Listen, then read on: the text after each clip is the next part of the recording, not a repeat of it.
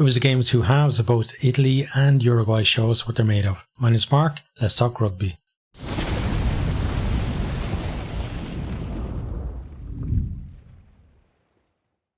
Early on in this one, Italy, they're on top of the scrum. They're looking good in attack as well. But Uruguay, they work their way into the game. They get their first chance as well to get points on the board. But Echeverry, he kicks to the post and he's off target. Then Uruguay working their way into the game. They come on the attack, but Italy turn the ball over. Off goes Capuozzo on one of his amazing runs. Italy worked their way into the Uruguay 22. Freitas then ends up carrying the ball over his own line, and Italy have a great chance to attack from the 5-meter scrum.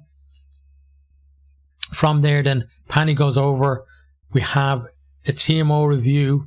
On-field decision is that it's no try, but the replays are showing that he did actually get the ball down, and it's confirmed by the TMO. Allen then converts for 7-0 to Italy.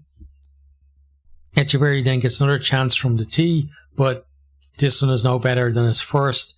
And, you know, if they could find somebody to kick from the tee, I think, you know, Uruguay would be a force to be reckoned with, because they're leaving a lot of points out there, you know, and in a tight game that this was going to be, it was important to take those points, especially early on. From here then, Italy, they're looking to attack, but Echeverry, he intercepts and looks to counter. Doesn't have the pace to go all the way, but then as you know, they're trying to get that ball out. Nicolo Canone, he kills the ball deliberately, gets a yellow card, and it's a great chance for Uruguay now against 14 for the next 10 minutes. They kick their penalty to corner, set up a maul, they make some good ground, and then it's splinters. They go over the line.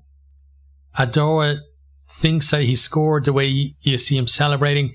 TMO and the referee can't find a grounding, but they do know that Fischetti collapsed them all illegally. Previous to that, he gets a yellow card and it's a penalty try, so it's 7-all. We're all tied up.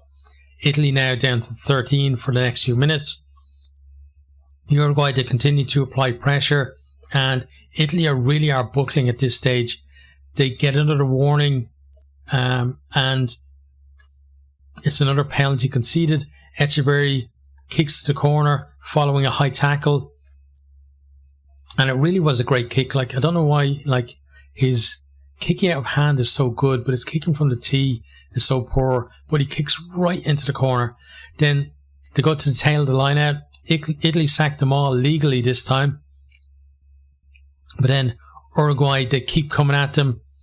They got, you know, going with 1-out carries, pick and goes, gets them right up to the line. Then Echeverry, he puts Freitas over in the corner, and some really good hands between, you know, there was Areta to Echeverry and then onto Freitas with, you know, that defense coming up right in their face. They only had a meter or two to work with.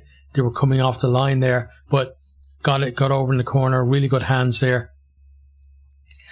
This conversion then, you know, it starts out, looks like it's going well wide to the left, but it kind of curves. If you ever saw Dan Carter scored like a banana kick conversion, that's pretty famous. It was kind of similar like that, where it started bending back in, and it bent in so much that it just about snuck in outside the right hand post and over, and that made it 14-7, but it didn't look like he meant that at all. But, you know, you take what you get, really. Italy then, after this, they are back to their full complement again. Both yellow cards have expired. Uruguay have a scrum just before half time, and, you know, some really good nous from them, I felt, because a lot of teams would have just said, well, listen, it's half time, get the ball, like, we're under pressure in the scrum, get the ball out of the scrum, get it off the field, don't concede a penalty, and be happy with a half-time lead. But they weren't. They get it out of the scrum, they worked it forward a little bit, and then Echeverry, he goes to the drop goal. It just about gets over the bar. It was so close that the TMO had to confirm that it did actually get over. Halftime score then is 17-7, Uruguay leading, and it felt like that time a shock really was on the cards because they were playing so well. They were so aggressive at the breakdown. Italy couldn't get anything going. Into the second half then, Italy, they're holding onto the ball a little bit more this time. They're picking up the pace as well. Not making much progress though, and Uruguay still with that aggressive defence, but this time they go off feet and it's a penalty. We then have a review of a high tackle from Villaseca. It's shoulder to head initially. It's not like it's not like some of the ones we've seen previously that have been absolute definite red cards. So this one is kind of like he kind of hits him initially, but then there's no force going through it, and it kind of the way that the two of them go after the tackle, his shoulder kind of slips further down from there. So he gets a yellow card. It goes to the bunker for review. Italy then kick the penalty into the corner. They set up a maul. Initially, they're kind of stalled, but then they get some momentum going and they drive over. Nicotera, the way he's reacting, he thinks that he scored, but TMO review shows that Arata got an arm underneath the ball. Really brilliant defense from him. It's the goal line dropout, but we find out then Villaseca's yellow card is only yellow. It's not upgraded to red. Italy again holding onto the ball, but Ardoa, he gets in there and turns it over, and feeling at this stage Italy, they need to secure their ball if they're going to come back in this. But they come again, and we have some strong carries from Lorenzo Canone. I think 2 or 3 times he, with really strong carries, gets them up to win 5 meters. Then they work it right up to the line. They're pounding away at that line. Then Lamro, he goes over. Some great work from him to get over as well, because it wasn't just a case of powering over a guy at the line. He had to kind of ride a tackle and then power his way over. Alan makes a 17-14 from the conversion, and Italy, they're coming back, and it feels like at this stage the next score is crucial. Italy, they begin playing more of a territory game, and I think that was a big compliment to Uruguay as well, because we know Italy, we've seen them in the past where they were sticking to their guns about just running the ball as much as they could. But now, they feel they're really in a game here, and they need to be playing in the right parts of the field.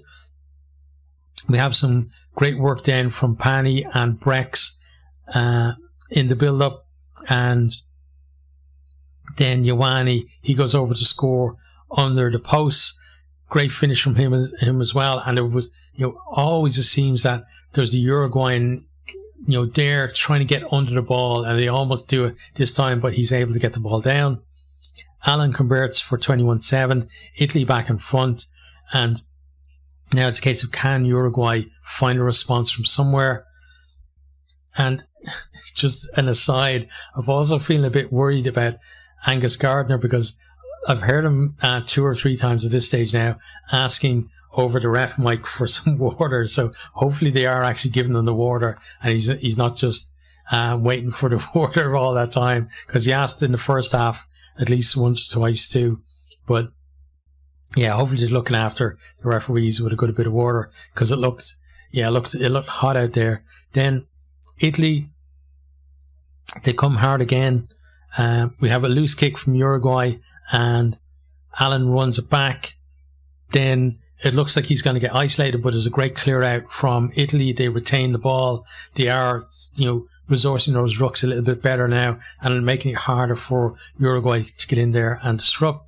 Canone then, he goes over, and it's a try, but the TMO, pretty sure he's about to point out that Canone, he thinks he actually lost the ball as he was going to ground. It was one of those ones where he has the ball in his hand, and then the ball kind of goes around his arm, and then he ends up with his arm still attached to the ball when he grounds, but whether or not he had control of it, I'm not sure. I thought maybe not. I thought the referee would have been, or sorry, the try would have been ruled out. But referee Angus Gardner actually cuts off the TMO before he can tell him what he's seen.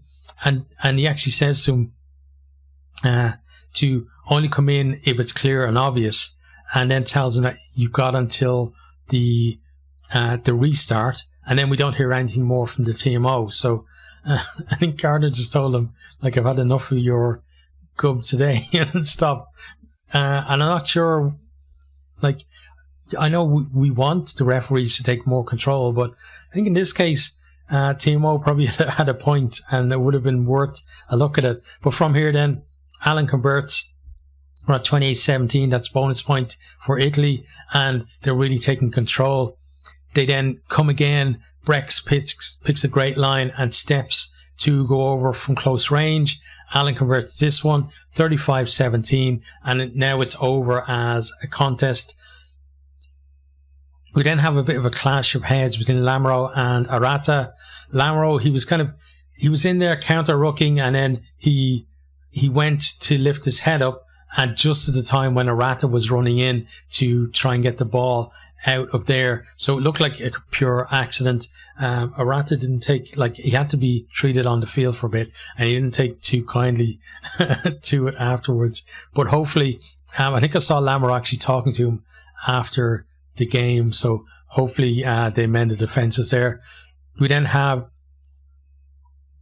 we restart with scrum, and just a massive carry from Deus. He just runs over Allen and then, holds off another couple to get some more ground. They shift the ball then, but then somebody loses it forward. And then Italy, Odogwu is on for them, and up the other end, he carries well into the 22. They then move it inside, and there is, it breaks down, but there's an O-arms tackle somewhere in there. So Garbisi, he's taking over the kicking now. He pops the penalty over for 38-17.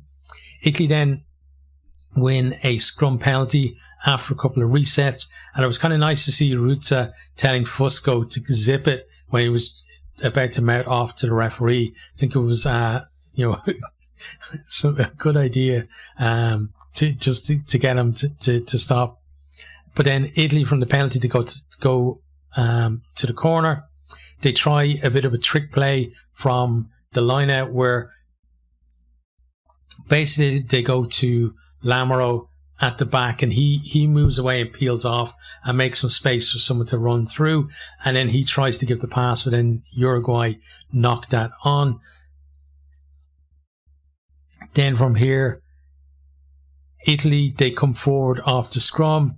Neymar, he gets over, but gets actually held up over the line.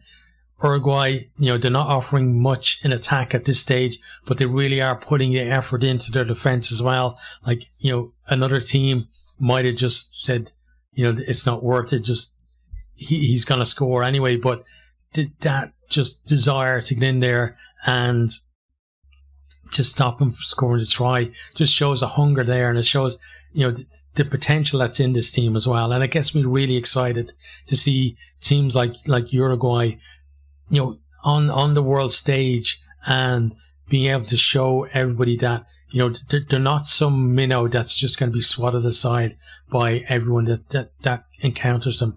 And, really good defense there from them. Italy then, clock is in the red. They have another penalty to go up the line from that.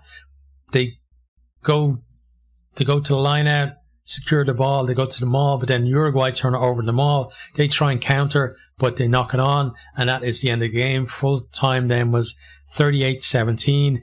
Italy got the win, but absolutely full credit to Uruguay, the way they played. They really impressed me, but also, Italy to be able to turn things around in the second half as well. And I thought, Italy started well.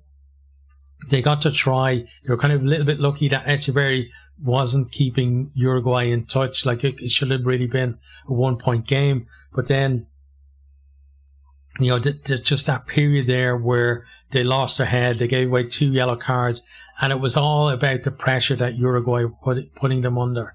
It wasn't just Italy making mistakes. It was Uruguay making them make mistakes, making them give away penalties, making them get those yellow cards and give away that penalty try.